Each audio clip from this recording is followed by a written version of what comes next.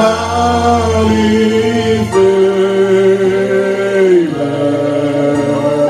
in Jesus Christ. I'm highly favored in Jesus.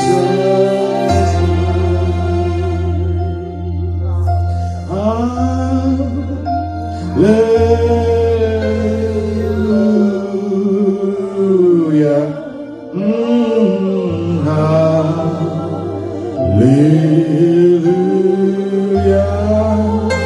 Hallelujah. Hallelujah.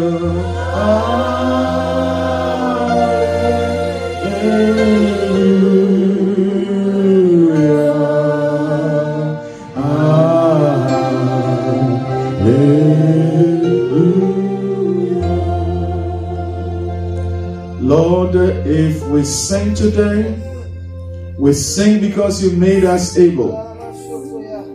If we lift up our voice today to you, because you have empowered us. Behold the manner of love that you bestowed upon us, that we should be called your sons. Lord, you have highly favored us, conveying us from the kingdom of Satan, darkness, into the kingdom of your dear Son. And Lord, the spirit of adoption is upon our lives, where you have called us your own, your sons, joint heirs with Jesus Christ. Now you tabernacle in us. We thank you. We bless you for choosing us when we're ugly. Oh, hallelujah. Hallelujah. Hallelujah. Hallelujah. Seeing our brokenness, our need, and you came to our rescue. Lord, we are grateful. You are such a loving Father. We thank you that you've chosen us to be your partners. We don't do anything on this earth except through us. We thank you for the ministry of your Spirit within us. Thank you for the thousands and thousands of lives that are going to be touched through us and with us. And we bless you for the lives that you have touched already through us and with us. And we bless you for what you keep doing, service after service. We bless you. We are grateful. Thank you. Let's sing one more time. I'm highly favored. I'm highly favored in Jesus Christ. I'm highly favored in Jesus. Please take your seats. Hallelujah! Somebody once said, nobody can do me like Jesus. Hallelujah. Hallelujah! Woo! Glory! God is God. He is still God. Hallelujah. He knows those who are His. He knows how to take care of His own. Those that He loves, He will never forsake. Hallelujah. He comes to their aid all the time. Blessed be the name of the living God. Hallelujah. Thank you, Lord. We are living in a wonderful time. I'm reminded when the Lord prompted us, led us to pray for these 3 years. The year 2020, 2021, 2022. We had no clue what was going to take place in these years. But the Lord is always ahead of the game. He has insight, He has foresight. The Bible says when He, the Spirit of truth, has come, He will guide us into all truth, and he will show us even things to come. That is John 16:13. And I want you today to acknowledge and to recognize the great help that the Lord has given you. He indwelling you by his Spirit is the greatest help that you can ever ask for. The Holy Spirit knows everybody. The Holy Spirit knows everything. The Holy Spirit knows today. He knows tomorrow. He knows what is in the situation, what is behind the situation. He knows the outcome of every situation. Amen. I want us to know that we are blessed. Yes. Hallelujah. Hallelujah. And you see, being a believer is having a serious, profound relationship with the Lord, which has great rewards, great benefits. Unfortunately, many has been going to church or been part of the church, they attend services, but they don't know this Holy Spirit. That is why here we are different. We are not traditional in our approach, because we mean business. We mean real relationship with the Lord. We are not into gimmicks. We are not into rituals. We are into traditions that are based in present truth. Things that when you do, you practice, surely guaranteed you have the desired results. The system of God is not broken. I want to say that again. The system of God is not broken. His system is not broken. It works all the time. His system is made up of so many principles that are tried. They are proven. They are tested. Hallelujah. So you take, for instance, his system. The Bible says that every seed reproduces after what? Its kind. So if you take a mango seed when it's planted, it's not going to give you avocado. It's going to give you mango fruit. In the same way, if you take the apple seed and you plant it, it has to reproduce after its kind. And we've seen this over and over and over and over again. God's system is not broken. If you invest in God's system, you are going to what? Reap the benefits. And that's what God wants us to do. Know how to sow, invest in his system. How do we do that? It's simple. Follow his lead. Tell the person, follow his lead. That's how simple it is. You don't have to do much. Follow his lead. You see, God is not hiding somewhere. He's not hiding the step that you have to take somewhere. He has made it plain, available. Because he wants you to take that step. You know, let's take this mystery out of Christianity. God is always hiding something. You know, so you have to look for it, search for it. No. Jesus did all the work. It is written, right? It's plain, it's there. You have to what? Go read it and you find it. He wants you to obey him. He wants you to lean on him. So he makes it possible for you to lean on him. He's giving you grace. Hallelujah. Amen. You look at even the law of sowing and reaping. Every farmer today plants. Why? Because he planted once. He realized that, when I plant, what happened? The seed sprouts and it bears fruit. So he keeps doing it. That law is still in existence. God's system is not broken. Amen.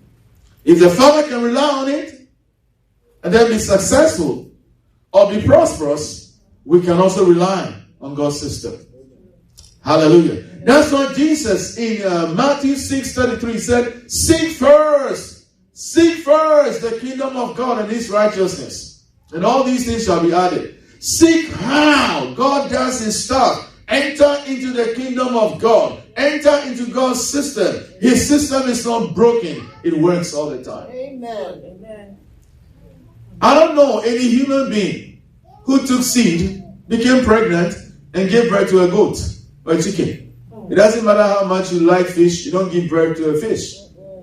Because that law still works. The law of reproduction, it still works. The law of gravity still works. If you stand on this building and you jump down, you're not going to be, floating in the air. You're going to come down. These things work because his system is not broken. Amen. Hallelujah. Amen. When are we going to rely on a system? When are we going to trust a system? Hallelujah. Amen. And I want you to devote your time to God. I want you to give him your highest attention. Amen. I want you to have this deep respect for God. Amen. And have deep respect for his word, what he tells you. Amen. Hallelujah. Amen. He made you. He has wired you. He knows what makes you tick. He knows how you can function. He's the best person to direct you. Amen. Hallelujah. Amen. It's a manufacturer that gives a manual, instructions, and tells us how the product functions, the benefits. And anytime I use cell phone, that is simple. You take your cell phone, you read the manual, the instructions, you operate that way, and since then, every year, 2 years, you are hooked up. You want a new one. And for years, you've been using the cell phone because you see the benefits of it. True or false? Try God. Amen. Try God. Amen. Try God. I'm telling you, try God. Amen. Try God. If your cell phone works, made by a human being, how much more God? The creator of the human being who created the cell phone. Their car takes you anywhere and everywhere. If you trust the maker, the manufacturer, how much more God who created, who gave brains, the idea to the manufacturer of the vehicle that he used. God is awesome. Yes, and his way is perfect. Hallelujah. Hallelujah. Hallelujah. If I stand here today, that is what I have discovered. I'm a testament. I'm a testimony of the goodness of God, that his system is not broken. Amen. It works. Amen. Hallelujah. Hallelujah. The Bible says that those that trust the Lord shall be like the Mount Zion, which can never be removed, but abides forever. When you trust in God, nobody can remove you. No demon power can remove you. Satan himself is afraid of you. He cannot come close to you. When you don't know who you are, that is when the enemy messes with you. They will not want to mess with Jesus. Have you come to torment us? You have to know the power that you carry, the authority that is within you. And that's what we teach. We don't teach this nonsense and foolishness that is popular. We don't. Amen. And I don't stand here to tell you that I'm the only one gifted. I'm the only one who has the anointing. Boom, booms and yamas. Every child of God is anointed. You are highly anointed. Amen. Whatever Jesus did while he was on earth, you can also do. Amen. Let's have it there. John 14:12. I don't understand what I'm going to share, but this is good. Oh, well, welcome viewers across the nations. Hallelujah to Jesus. We welcome viewers across the nations. This is Liberty House International Church. And we are coming to you live via Facebook and YouTube. If you miss any portion of this broadcast, please go to our webpage, libertyhouseusa.org. Once again, libertyhouseusa.org, or go to our YouTube channel. And make sure you type in the whole name, Liberty House International Church Incorporated, because other things are going to pop up. So make sure you have our name there on YouTube. Okay. But we thank you for, sharing with us and learning this wonderful message with us. Okay. Oh, yes, and I have to remind you, you know who I am, but I have to remind you. For some people, they don't know who I am. I'm a messenger of the Lord Jesus Christ, an agent of change and transformation. Amen. And now you are hearing me with the message of what? Transformation. Amen.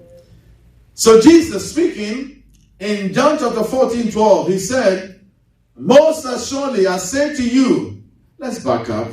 Let's go to the 10th verse. I love it. These guys always get confused. He said, do you not believe that I am in the Father and the Father in me? And I'm here to tell you that Jesus is in you and you are in Jesus. If you're a child of God, that's what it is. I know somebody said, me? Pastor, you don't know me. How can Jesus be in me?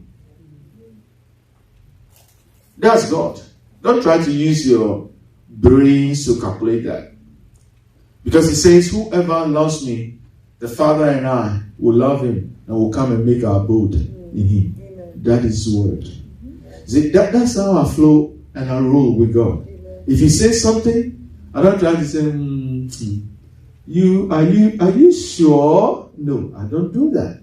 Because God is faithful. God is faithful. I know some people, you are looking at me. You remember your father or your mother said that. They said, Judy, speaking to you when you were a child. Can you go into the room and bring me this? Meanwhile, the child came back, you came back, your mom was gone. Or your dad was gone. She didn't even say, bye, I'm going out, I'll see you.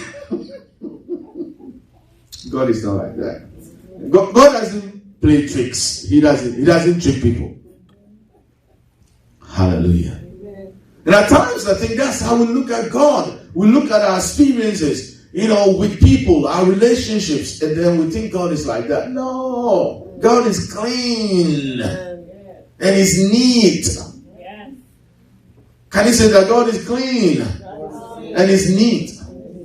Hallelujah. I walked with him for all these years so I can boldly say it. It started my pre-teen years. Teenage years, I was in that serious. But somewhere along the line, I became serious. And the seriousness was increasing. And it increases every day. Hallelujah. Now, look at me. That's God. Wow. It's been a long, long time. Somebody saying, so how old are you? I'm not old, I'm young. Hallelujah. Do you not believe that I am in the Father and the Father in me? The words that I speak to you, I do not speak on my own word, authority. But the Father who dwells in me does the works. You see the secret? Jesus himself said it. I'm not speaking words to you that I generated. I'm not speaking to you my opinion. I'm speaking to you that says the Lord. God gave me these words. And the works that I'm doing is the Father who dwells in me. So now, think of it. When Jesus was walking on earth, the Father was in heaven.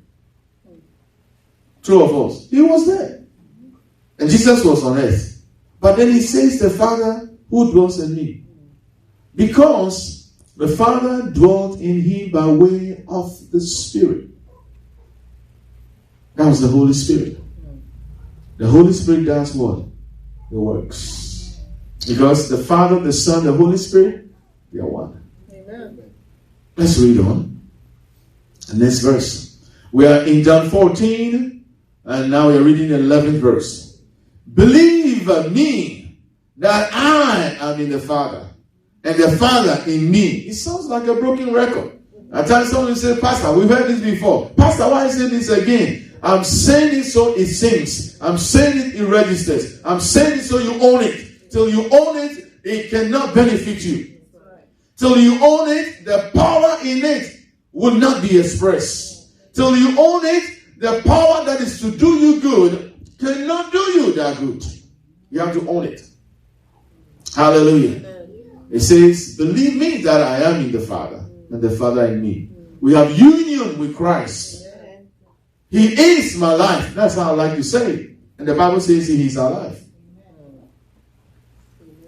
Or else, believe me for the what? Sake of the works. W-R-K-S. Believe me for the sake of the works themselves. Let's read the 12th verse. Most assuredly, let's read this one together. Shall we all read? Most assuredly, I say to you, he who believes in me, the works that I do, he will do also. And greater works he will do, because I go to the Father. Okay, I didn't write the Bible.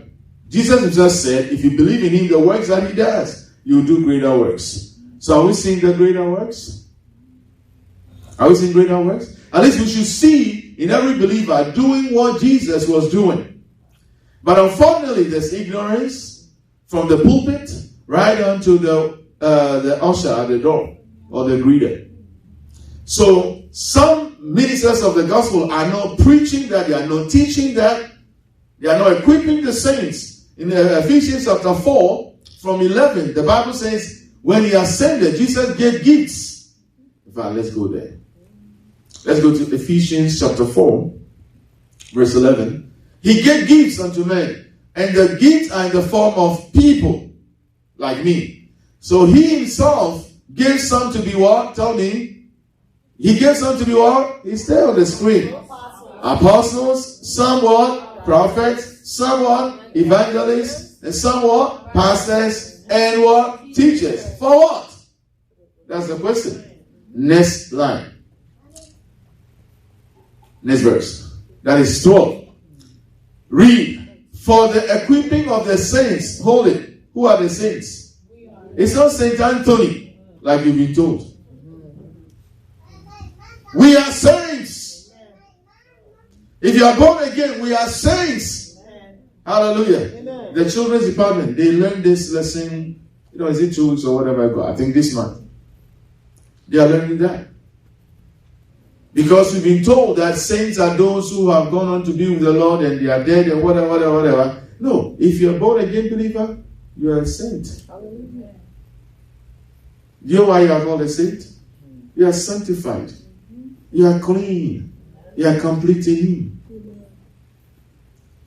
So what? Equipping of the saints. What does it mean to equip? I want somebody who is high tech. Just Google for me, equip. We are not going to go into Greek or whatever. Even though I can tell you exactly what it is.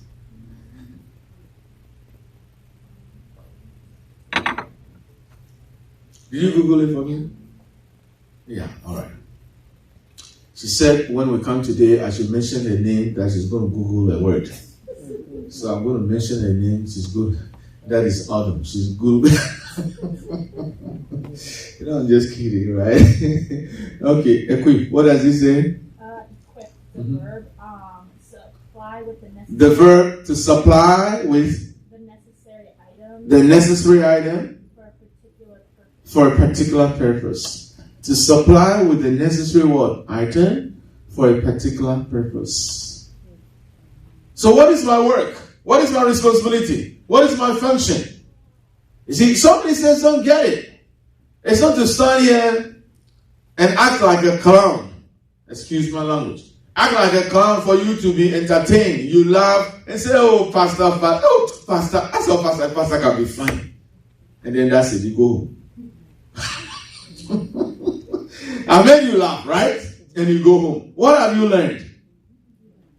How do you handle your situations? How do you handle your relationships? Nothing. So mine is to what? One more time is to do what? Equip is to do what? Supply the necessary what? Item for what? Am I saying it right? Oh, we just said it. I'm missing it. So give it to us one more time. Hallelujah. You see why you have to go back and listen and watch again? Okay. It's what?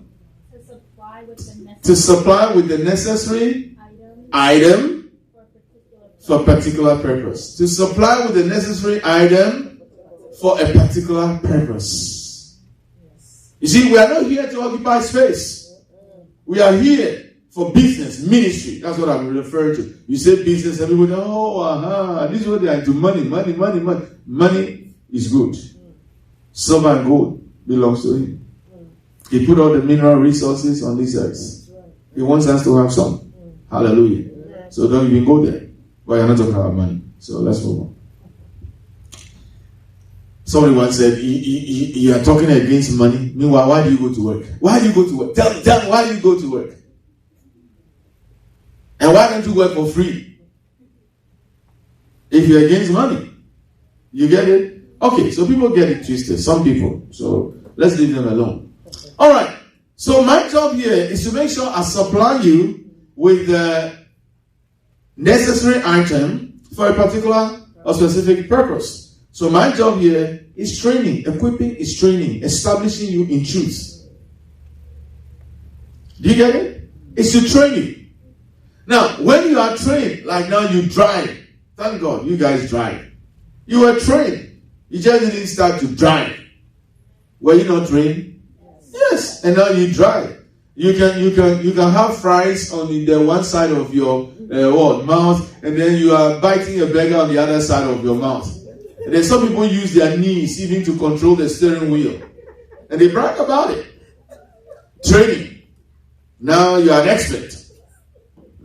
You know what I'm saying? Training.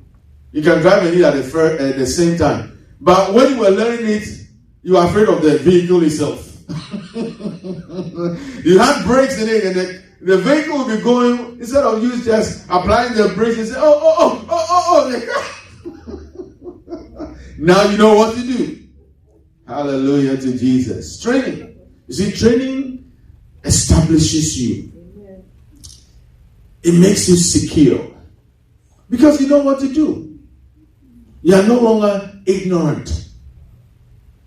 So that's why when people are going to marry, we take the trouble to take them through premarital counseling. It's not to punish them, but it's just to teach them what marriage is all about. What things they can practice and make their marriage work. In some cases, people don't do that. I know some ministers, they will take not even a whole day. They'll sit down with you. You come to their office, they'll sit down with you. Do you like this woman? Yes. Okay, can you take care of this woman? Yes. Woman, do you also love me? Yes. Okay, so a marriage is this, a marriage is that. And after 30 minutes, they are done. Then they are married. No wonder people struggle. They don't know anything about communication. That's one area. You see, everything is contingent on what? Communication. That's how God started with all of us. Communication. They don't learn anything about that. So you have to teach people.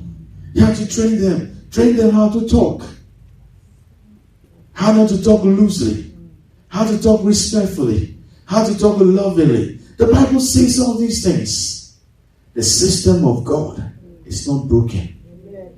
I love one scripture that says, a soft answer turns away what? Wrath. That's Proverbs 51. A soft answer turns away wrath. The power of words. Death and life are in the power of the what? Tongue. Proverbs 18:21. Pleasant tongue, pleasant words. They are like health, healing to a person. Pleasant words, soft words, they break even the bone. That's what the Bible says. But people don't learn these things. And some pastors are just interested. They can't, they say, that's what the people like. You see, if we do this, so they are interested. The first thing, should I talk about these things actually? They major on things that are not important. You see, here we don't have the disco lights. Have you realized? We don't use disco lights here. We don't use that. If you want disco lights, buy some in your own house. And play your music and jump around like a rabbit. Or what? No, grasshopper is, kangaroo. Jump about, do your own thing. But people do all these things, and when they come to church, they act like diplomats. When you get before God, you have to be crazy. He's your life. He's your source. He's your everything. Yes. The system of God is not broken. It works. We've seen in the Bible how people depended on God, His Word, and all the time they succeeded. I'm a testament. So when you are equipped, what will happen? You are equipped to do the work of ministry. Every one of us, every child of God, you'll be given the ministry of reconciliation to let people know what God through Christ has done for them. So we edify. What does it mean to edify the body of Christ? To strengthen people, to build them up, to encourage them. But if you are not trained, you don't know what to say to encourage somebody. You don't know what to say to build somebody up. And then, what people know well to do, work in strife, fight, work in discord, destroy beautiful things. They don't know how to build. But when you are trained, it's different. That's why I can brag about this house. Because we are still work in progress, but we have an appreciable level of what? Maturity. We know how to do it God's way. Hallelujah. And I'm not being whatever. I mean it. Go to some other places. When somebody's fighting the pastor is fighting somebody within the house. Some members are fighting each other and whatever. And it's a mess. But here, we are seeing demonstration of love. Amen. And that's the way it ought to be. Amen. Hallelujah. Amen. That's not what I was coming to talk about. But somebody needs that. Let's turn to the book of Matthew. Are we still in Matthew? Okay, so let's go to chapter 14. I don't want to take a long long passage. You would like a long passage, so we are going to read together, all right? I'm seeing where I can cut the thing off. Wow, I can't deal with that. That's too much. Okay, let's start from 22. Well, I shouldn't be in a rush, right? I always have to remind myself. So we are going to start from 22. We are in Matthew chapter 14. We are going all the way to the 31st. Okay, I told you it's a long one, but we have to do it. Now, you know what they do in churches now? They don't read. The pastor has read, and they'll come and tell you, like what we are going to read now. They'll tell you, there was a time Jesus was with the disciples, and he entered into the boat, and as he was in the boat, and he was going to them, and this and that, he would say all the stories. That's it. They don't read. And that is not good. That is not good. We have to do it right. Jesus, when he went to the temple and was giving the scroll, he read. He didn't tell stories. He knew everything, but he read the Bible. You open it, he read it. In Luke chapter 4, verse 18, he read it. We are not here to entertain people. Hallelujah. Amen. We call this ministry of the word. When you read Acts chapter 6, that's what it says. Ministry of the word. Amen. It's a ministry. We have to take it seriously. Let's read together. Read. Immediately Jesus made his disciples get into the boat and go before him to the other side. So they are going to go where? The other side. I want you to, when I say the system of God is not broken, you see, he said we are going to go to the other side. And when God says other side, it means other side. It doesn't mean anywhere else. It doesn't mean that, okay, this journey is going to be cut short. It doesn't mean that it's going to be shipwrecked. It doesn't mean that, we are not going to make it. When he says other side, it means other side. So in the same way, I'm telling you, God has not marked you for destruction. He's marked you for life, for peace, for prosperity, for victory in this life. And that's how you have to see yourself. Hallelujah. Like we heard our sister's testimony, where the daughter was going through whatever, then she was reminded of the word of God. And she said it. That look, this thing cannot be removed. Because my covenant tells me not even an animal will be barren or miscarry. That's it. That settles it. His system is not broken. The Bible says, whoever believes in the Lord will not be disappointed. Period. Let's finish it. So, from while, read. While he sent the multitudes away. Let's continue. 23. We are in Matthew 14. And when he had sent the multitudes away, he went up on the mountain by himself to pray. Now, when evening came, he was alone there. I mean, does it make sense? He put them in a boat, go away. How was he going to catch up with them? The other side. Does it make sense? Let's read on. You're going to see what is going to happen. All right? God is always with us. Always. Read. But the boat was now in the what? Middle of the sea, tossed by the waves, for the wind was contrary. Wow. In the middle of the sea, he was still at the shore. How does he catch up with them? Isn't that a good question to ask? And then now they were facing some challenges. Let's read on. Read. Now in the fourth watch of the night, so that was between the wee hours of 3 a.m. and 6 a.m., Jesus went to them, walking on the sea. Wow. Jesus went to them walking on the sea. The sea that was boisterous. Okay, let's read on. Read. And when the disciples saw him walking on the sea, they were what? They were what? Why should they be troubled? Carnality. Saying, it is a ghost. Run for cover. No. And they all cried out for fear. You see, they were afraid. They cried out for what? Fear. They cried out for what? Fear. Don't let fear grip you. Friday we talked about that. God has not given us what? Fear. And there's no fear in love. And God is love. So fear doesn't come from God. So always confront the thought of fear. Hallelujah. Let's read on. Read.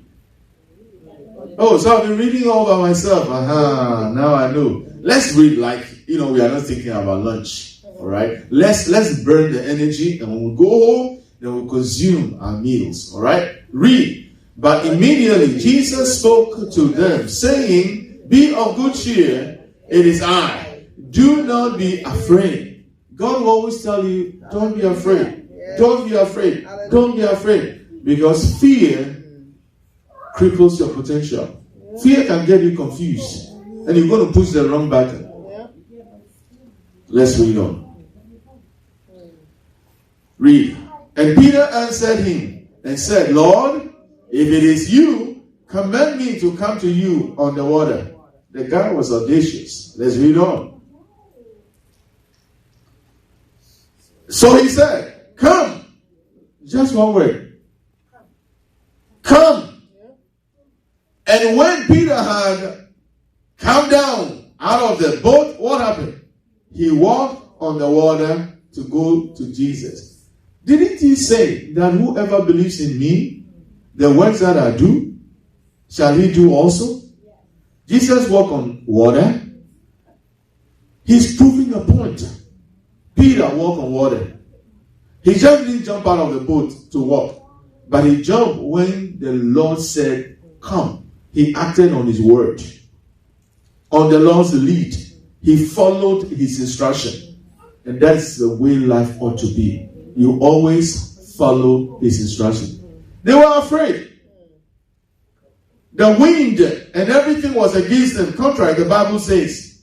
But when he said, come, when he heard the word from the Lord, his fear went away just like that. What am I trying to tell you? When you focus on God and you focus on his word, whatever is trying to intimidate you has no more power over you. Amen. Hallelujah. That's what it is. It has no more power. Wow. Let's read on. But when he saw that the wind was boisterous, he was afraid. And beginning to sink, he cried out, saying, Lord, save me. So we see two situations or scenarios. He acted on the word of the Lord. He walked on water. He shifted his attention from the Lord to what? The natural. Looking at the situation. Is that not what people do normally? They are looking at their situation. Especially bills. You look at an attack on your health. Then it's like, and because you feel it, you agree with that. And you begin to what? Receive it. No, don't do that.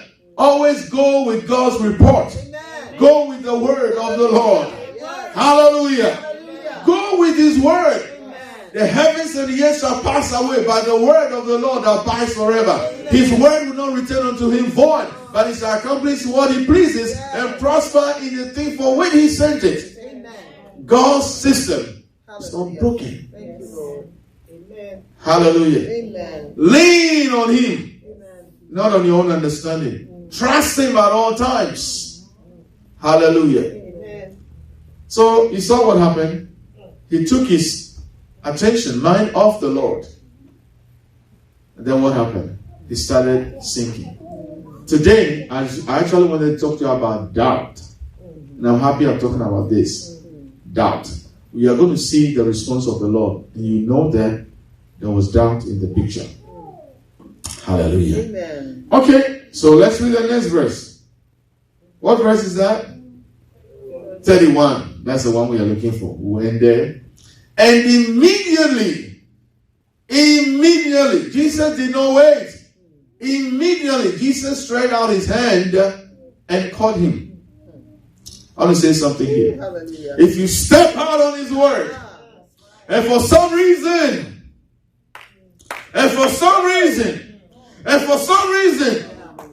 you don't even continue with his word, in his love, when you cry out to him, he will come to your rescue. Hallelujah. Hallelujah. Amen. He loves you that bad. Hallelujah. He loves you that good. Amen. Hallelujah. Amen. He caught him and said to him, let's read that together. He said to him, "O you of little faith, why did you doubt?"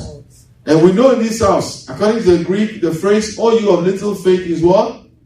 Friday, if you were here, we touched on that too. Lack of what? Confidence in Christ. Yeah.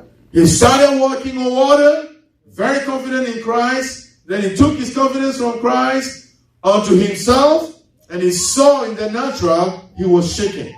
Because we, aside of Christ, we don't have what it takes to do life or to face life. We don't. Look, we don't have any wisdom apart from what God gives to us. And I'm not going to take it for granted. There are a lot of things we can look at and say that, oh, in man's wisdom, we've done this, we've done that. But some of them, they failed. And they will continue to fail. The only thing that does not fail, anything and everything that is born of God, overcomes all the time. That's 1 John 5:4. That's it.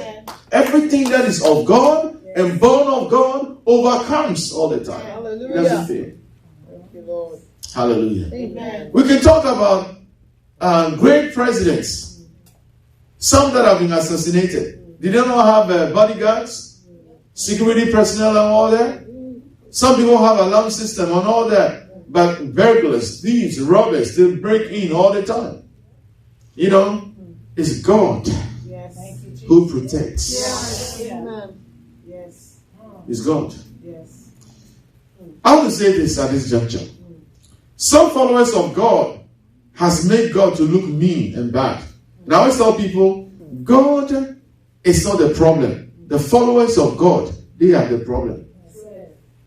Because some of them, hypocrites, some of them, double standards, and what have you, they are ugly towards people. And then they say, well, if your God that you serve, if this is what is made of you, I don't want anything of that God, from that God. Do you get it? So don't look at people. Look at God. That's right. Look, find some good examples. Let me put it that way.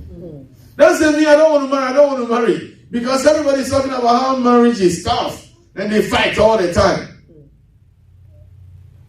Keep searching and find out people who are married and they are not fighting. Like my wife and I. And they will tell you how fulfilling marriage is. And I will say it here.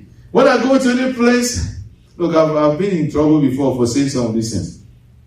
Once I was with a group of pastors. One happened in New Hampshire and another in other places. They were talking about their struggles and what was going on. And I said, enough.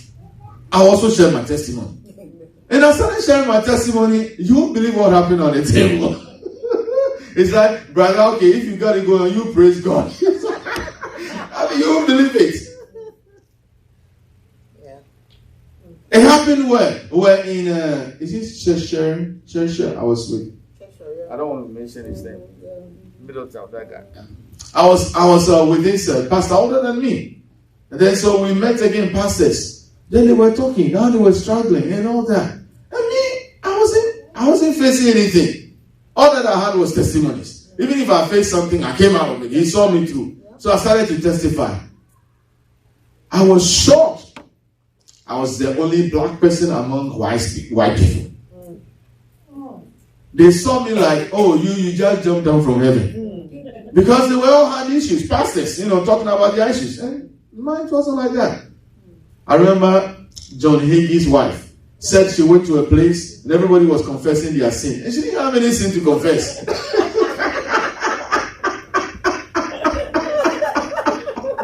Oh, yeah, Lord. You know, I tell you about glory in some of these things. If I've been following him and so I'm having good results, why shouldn't I testify? Why did you doubt? The word there, distanzo. That's a Greek word. Hallelujah. Amen. D-I-S-T-A-Z-O. But it's pronounced this. D-I-S, then tad. T-A-D, then Z-O. Distanzo. It's to waver, in brackets, in opinion. That's what it is. Uncertainty. Double-mindedness. So we saw that with Peter. He wanted to walk out on the water. Then at the same time, instead of focusing on the one that you saw and he said, come, stay with him. Then he shifted gears to himself. That's what we do at times. And that is why at times, it's not that you don't have faith. Doubt always comes against faith. And whatever you feed on, it grows. So if you feed on your situation, and your situation is telling you that is it, nothing good is going to come out of this, and you keep feeding on it, what do you think is going to happen? It will knock you out. No faith. So feed on God's word. Amen. That gives you assurance. That gives you hope. That tells you that help is with you. Amen. Hallelujah. Amen. Why did you doubt? Me, that Peter, you could have finished this thing, but the doubt robbed you. In the same way, Christians have started good projects. God led them, they started. Some people walk out, and we see that all the time. And I always say this: you plant and plant and plant. And the time of harvest, when you are going to reap, then you allow your silly feelings to rob you, and then you walk away. We see that happen in marriages. I'm not talking about abusing. If the person is abusing you, then that one, if it's not changing, go. Be it verbal, be it physical and mental, financial, what have you. If it's continuing, then that's it. Yeah. But if it's not so, don't hang in there, toil with the person, labor with the person, work with the person. And then when the fruit is now ripe for you to dig in, enjoy the fruit of your labor, then you walk out. Don't do that. And people do that in so many places. Hallelujah. Amen. What does it mean to doubt? You are looking at two things. Twice. That's another definition. Twice. You are looking at two things. Distanzo. You stagger. Looking at two things. You are between two opinions. And if you are especially here, in this Western world, especially America, we are always looking for what? Tell me. Second what? Second opinion. Plan B. You always have to have a plan B. When you are working with God, you don't have a plan B. His plan is concrete. His plan is final. His plan will work. Yes. Indeed. There are many devices in a man's heart, plans in a man's heart. Nevertheless, the counsel of the Lord, that shall stand. In another translation says, the counsel of the Lord, the purpose of the Lord, that will prevail. That's Proverbs 19:21. That's the verse for the month, right? Yeah. Yes. So why do you doubt? What are you doubting now in your life? Okay. God set you up, started something, and so it's been 3 months now. You are not seeing that there is a good outcome. Then you see now you begin to doubt. Did I make a mistake? Hang in there. If you heard that word, the first word, then stay on that first word till he gives you another word. Yes. And be patient. It's according to his time, not your time. Amen. Right. Yeah. His time, not your time. I always say this. I don't know why God kept Elizabeth buried. Till the appointed time, she conceived. So the son, John the Baptist, will be the forerunner of Jesus. Because the time that Jesus should be born and Jesus should do his ministry wasn't right.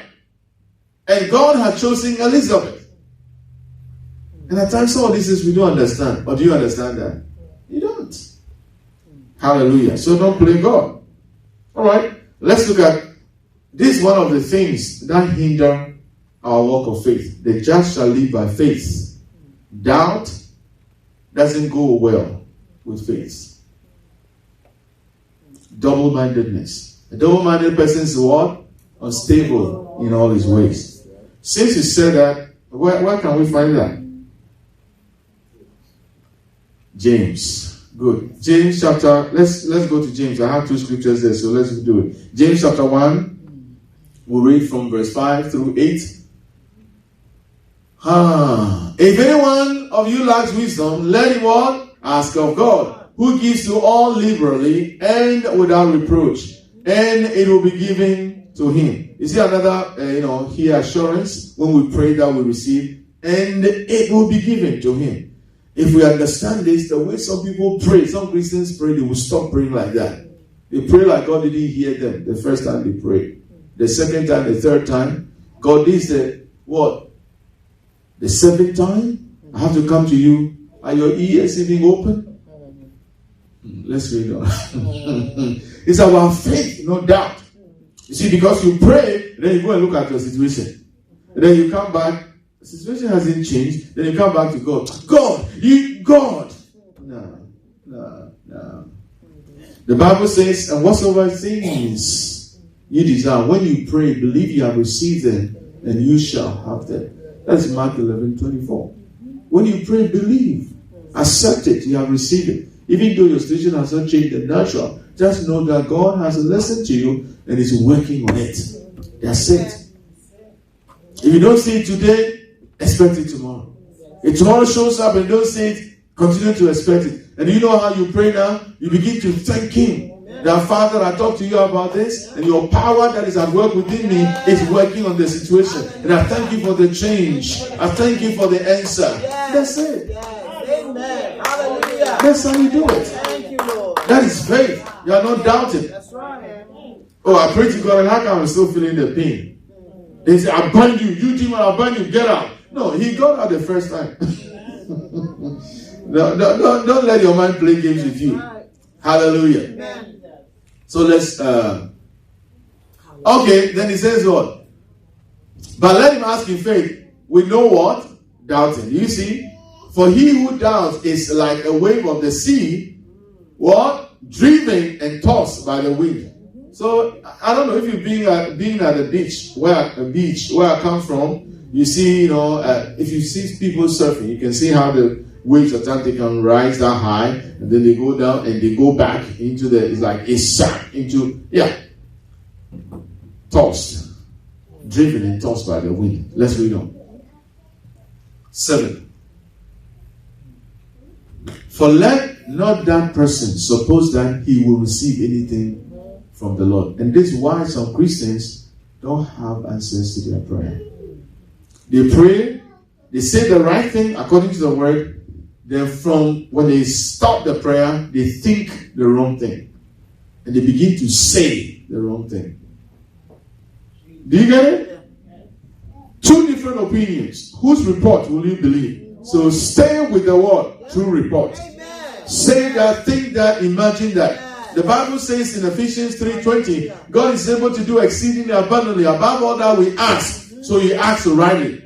Or think. The word think there is to imagine. So you have to imagine the answer. What you're asking for, what you desire to see, what He has promised you, that is what you imagine. That's what you think. And then that's why you can go into thanksgiving. Like it happened to Abraham, Romans chapter 4. He wasn't weak in faith. He was strong in faith. He did not stagger. He did not doubt the promise of God. You get it? But he saw it, being fulfilled. So he glorified God. That's it. That's what you do. Hallelujah. Let no man, that woman, suppose that he receive anything from the Lord. Verse 8. Read. He is a double-minded person, unstable in all his ways. So doubt destabilizes you. as a believer. We have to be stable in grace, steadfast in grace. We have to be stable in faith, acting on his word. Peter acted on his word. He wasn't stable because he looked at the second opinion, and then what? He shifted. And that's what we do at times. Look, I've been to places where things have been said that are contrary to the word of God. But thank God I knew the word. So when I heard that which was contrary, I didn't pay it any mind. You will hear these things. You will know these things. But don't pay any mind to them. Give your whole attention to what God has said. Amen. Stand on it. Amen. It doesn't matter how long it takes. Stand on it. Amen. Because the word of God works all the time. Hallelujah. Amen. Look at chapter 4, verse 8. Thank you, Jesus. Chapter 4. We are still in James. Chapter 4, verse 8.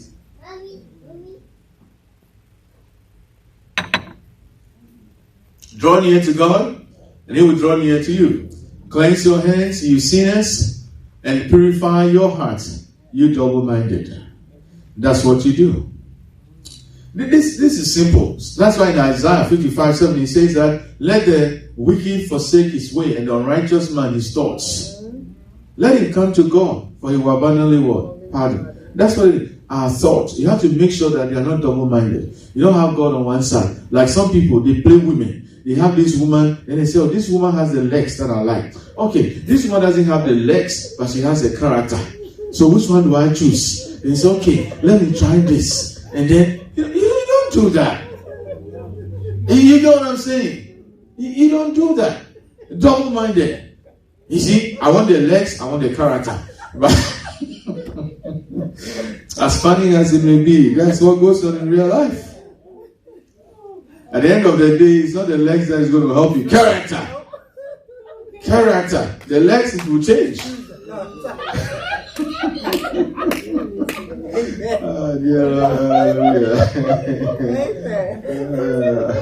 It's good to laugh about these things. Hallelujah.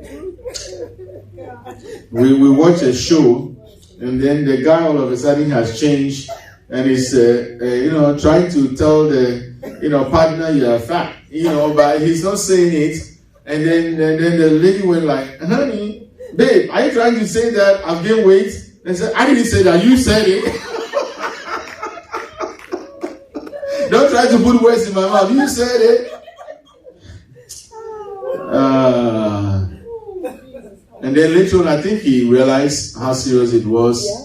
The lady wasn't looking that heavy or whatever. She has solid bones, that's it. And then the guy said, you know what, babe, nothing is going to change. You loved me when I was fat, so even if you gain weight, I'm going to stick with you. And that's the spirit. Oh, dear Lord, some people, you change the wind if you are not careful. Character is a good thing. Character is a good thing. Don't go chase legs. And the guys too, what do you call it? Women, don't be looking at six pack. Oh, I want a man that will sweep me off my feet, carry me, pick me up like a baby.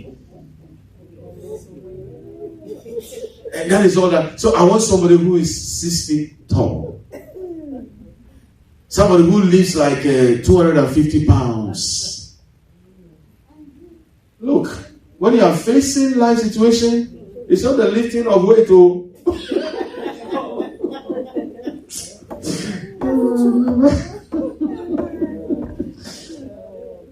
Oh my goodness. Let's look at 1 Corinthians chapter 10:21. 1 Corinthians 10:21. I have to stop.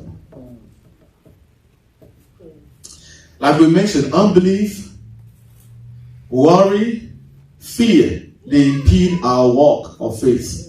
The Bible says the just shall live by faith, or walk by faith and not by sight.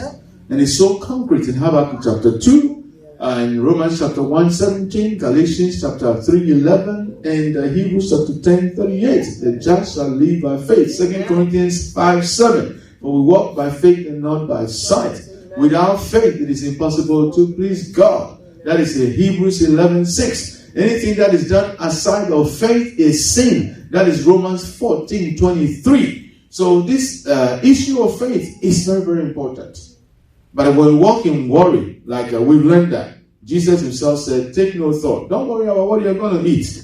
I mean, look at that. God is, it says, look at the lilies of the valley. Look at the birds of the air. God takes care of them. When are we going to listen to him? And when are we going to grow up? Hallelujah. Hallelujah. When? His system is not broken. It works all the time. Yes. Hallelujah. Hallelujah. Let's make that investment. Amen. Jesus speaking here, he says, let's back up. What verse is 21? So let's go to, okay, so save time. Rather, we are in 1 Corinthians chapter 10, verse 20. Rather, read together with me, please. Rather than the things which the Gentiles sacrifice, they sacrifice to demons and not to God. And I do not want you to have fellowship with demons. You can't be a Christian and have fellowship with demons. There's no fellowship between light and darkness. According to 2 Corinthians chapter 6, you know that. Alright, so let's look at the verse 21. You cannot drink the cup of the Lord and the cup of demons. See, that's double-mindedness. Oh, I have one foot or one leg in the church, one in the world. You see, I didn't finish enjoying myself in the world, and Jesus came to rescue me. So let me finish the last piece. And then still say, I know being with the Lord is good. You can be between two worlds.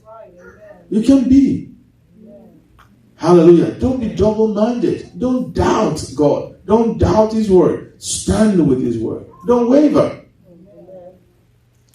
You cannot partake of the Lord's table and the table of demons. If you're a Christian, be a 24/7 Christian.